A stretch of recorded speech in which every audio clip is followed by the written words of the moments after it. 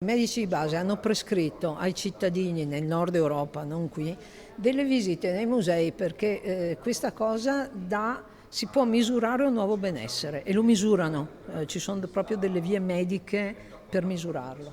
È benessere, cioè come dire l'arte, il teatro, la musica o quant'altro produce già benessere. Per favorire il recupero di questa specifica forma di benessere, al Teatro Comunale di Vicenza prende avvia un progetto innovativo di wellness culturale, una serie di incontri laboratorio tra attori e spettatori personalizzati uno ad uno. Sono incontri straordinari e da qui appunto il nome dell'iniziativa presentata oggi per favorire la riapertura dei teatri, creando spettatori sensibili. A tu per tu uno spettatore incontra un attore, una storia incontra qualcuno che la guarda, che vi assiste.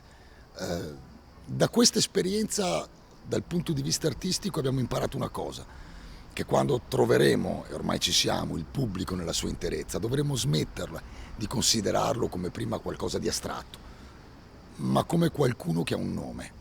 Per una settimana saranno presenti 240 laboratori della durata di un'ora per altrettanti cittadini che gratuitamente potranno scegliere di avvicinare professionisti specializzati nel teatro, musica e danza. Oggi qui si è tenuta la sesta commissione, quindi la commissione cultura della regione, per dare un messaggio. Il mondo della cultura è stato uno dei più colpiti da questo terribile anno e mezzo e adesso va sostenuto su due fronti. Da un lato le istituzioni devono fare la loro parte, a partire dalla Regione Veneto, che deve finanziare di più la cultura, i teatri, le compagnie di produzione, i cinema, tutte le realtà culturali del nostro territorio, e dall'altro però dobbiamo sostenerlo anche tutti noi fruendo delle attività culturali. E per far sorridere